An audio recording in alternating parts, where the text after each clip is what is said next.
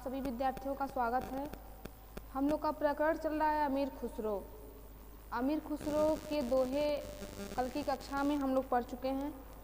आज अमीर खुसरो का अवदान और उनकी प्रमुख विधाएं पढ़ेंगे। कर्म के क्षेत्र में अमीर खुसरो एक महान संगीतज्ञ थे, एक कवि हैं।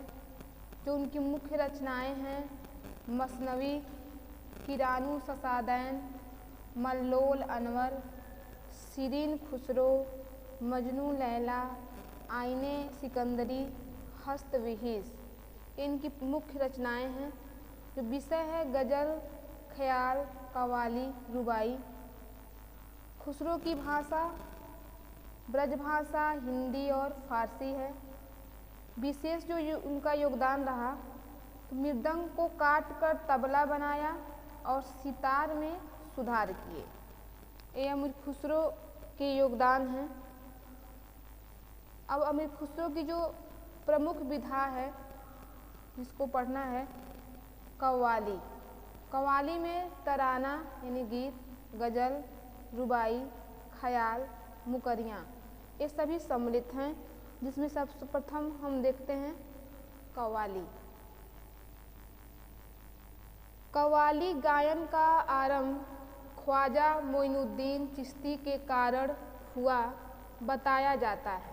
ऐसा बताया जाता है कि कव्वाली गायन का जो आरंभ हुआ वह ख्वाजा मोइनुद्दीन चिश्ती के कारण हुआ, जो 561 हिजरी संवत को अजमेर पहुँचे थे और जिन्होंने सर्वप्रथम फारसी में गज़लें कही थीं।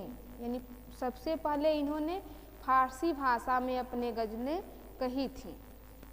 परंतु डॉक्टर भगवत शरण उपाध्याय के अनुसार ख्वाजा मोइनुद्दीन चिश्ती के शिष्य अमीर खुसरो ने भारत में सर्वप्रथम कव्वाली गायन का प्रचलन किया था।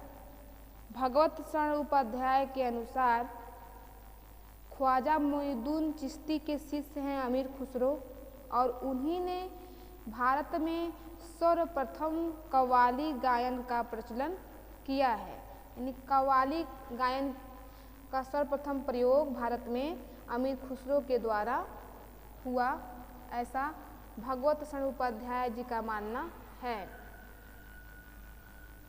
कव्वाली एक विशेष प्रकार की गायन पद्धति अथवा धुन है जिसमें कई प्रकार के काव्य विधान या गीत जैसे कसीदा, तराना, गज़ल, रुबाई आदि गाए जा सकते हैं।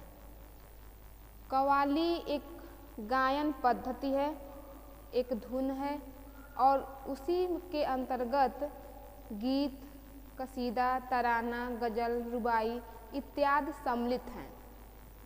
कव्वाली के गायक कव्वाल कहे जाते हैं और इसे सामूहिक गान के रूप में अक्सर पीरों के मज़ारों या सूफियों की मजलिसों में गाया जाता है। कव्वाली के जो गायक होते हैं उनको कव्वाल कहते हैं और यह एक सामूहिक गान होता है, अर्थात कव्वाली को एक समूह में गाया जाता है और वह अधिकांशतः पीरों के मज़ारों पर या सूफियों के मजलिसों में गाया जाता है।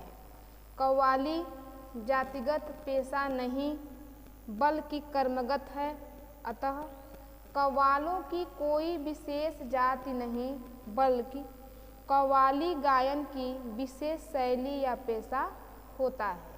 ये है कव्वाली। यानी कव्वाली एक विशेष प्रकार की गायन पद्धति है। उसी के अंतर्गत कई प्रकार के काव्य विधान आते हैं जैसे कसीदा, तराना, गज़ल, रुबाई जो कव्वाली के अंतर्गत ही आते हैं। कव्वाली के गायक को हम कव्वाल कहते हैं। कव्वाली एक सामूहिक गान होती है जिसको समूह में गाया जाता है। अब इसके उदाहरण है, बहुत ही महत्वपूर्ण उदाहरण है कव्वाली का, अमीर खुसरो का। बल बल जाऊं मैं तोरे रंग रेजवा, अपनी सी रंग दिन्ही रे मुझसे नैना मिलाई के, खुसरो निजाम के बल बल जाए, मोहे सुहागन किन्ही रे मुझसे नैना मिलाई के, छाप तिलक सब छीनी रे मुझसे नैना मिलाई के। ये कव्वाली का उदाहरण है और अत्यंत ही प्रसिद्ध उदाहरण है जिसको समूह में गाया जाता है। इसके बाद पहेली। पहेली, खुसरो की पहेलियाँ बहुत प्रसिद्ध हैं। पहेली किसे कहते हैं? किसी व्यक्ति की बुद्धि या समझ की परीक्षा लेने वाले एक प्रकार के प्रश्न, कवित्व अथवा वर्णन को पहेली कहते हैं। किसी व्यक्ति की बुद्धि की परीक्षा लेनी है, उसकी कितनी समझ है इसकी परीक्षा लेनी है, तो वह पहेली के माध्यम से ही लिया जा सकता है, जिसमें किसी वस्तु का लक्षण या गुण घुमा फिराकर भ्रामक रूप में प्रस्तुत किया गया हो और उसे बूझने या बताने का प्रस्ताव किया गया हो, इसे बुझौल भी कहा जाता है। यानी पहेली को बुझौल भी कहते हैं और पहेली के माध्यम से हम किसी व्यक्ति की बुद्धि की परीक्षा करते हैं। पहेलियों की रचना में प्रायः ऐसा किया जाता है कि जिस विषय की पहेली बनानी होती है उसके रूप, गुण एवं कार्य का इस प्रकार वर्णन किया जाता है जो दूसरी वस्तु या विषय का वर्णन जान पड़े और बहुत सोच विचार के बाद उस वास्तविक वस्तु पर घटाया जा सके। इसे बहुधा कवित्वपूर्ण शैलियों में लिखा जाता है ताकि सुनने में मधुर लगे। यानी पहेली को कवित्वपूर्ण शैली में अधिकांशतः लिखा जाता है कि जब उसको हम सुने तो वह सुनने में मधुर लगे। मनोरंजन के लिए भी पहेली का प्रयोग किया जाता था और इसका उद्देश्य बुद्धि परीक्षण और मनोरंजन दोनों हो सकता है। पहेली, हिंदी में पहेलियों का व्यापक प्रचलन रहा है। इस संबंध में अमीर खुसरो की पहेलियों का विशेष रूप से उल्लेख किया जाता है। हिंदी में पहेली का महत्व रहा और प्रचलन भी रहा और उसी संबंध में, उसी क्रम में अमीर खुसरो का उल्लेख भी आता है। खुसरो की पहेलियाँ दो प्रकार की हैं। कुछ पहेलियाँ ऐसी हैं जिनमें उनकी वर्णित वस्तु को छिपा कर रखा गया है जो तत्काल स्पष्ट नहीं होता, जबकि कुछ पहेलियाँ ऐसी हैं जिनकी बूझ वस्तु उनमें नहीं दी गई होती। यानी खुसरो की पहेलियाँ दो हैं, एक बूझ पहेली, एक अनबूझ पहेली। जो बूझ पहेली है उसका उत्तर उन्हीं पंक्तियों में होता है और जो अनबूझ पहेली है उसका उत्तर उन पंक्तियों में नहीं होता, उस पहेली में नहीं होता।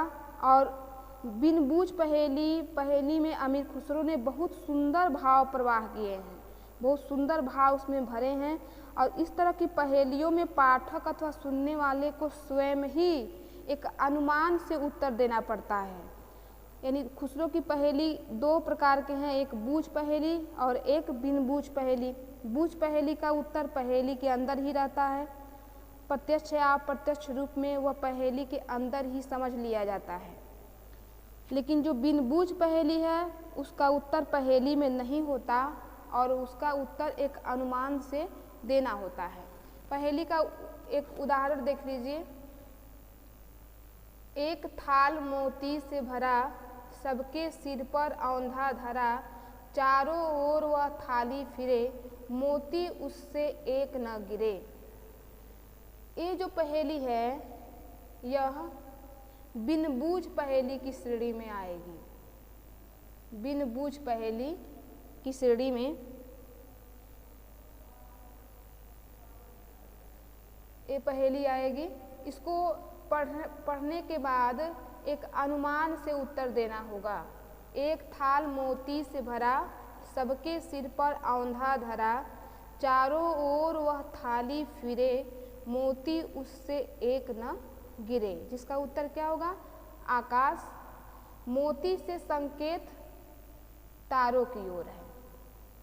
जो थाली है वह आकाश है और जो मोती भरा हुआ है वह तारों की ओर संकेत किया गया है। अब दूसरा है, बीसों का सिर काट लिया, ना मारा ना खून किया। इस पहेली का उत्तर है नाखून। बीसों का सर काट लिया, ना मारा ना खून किया।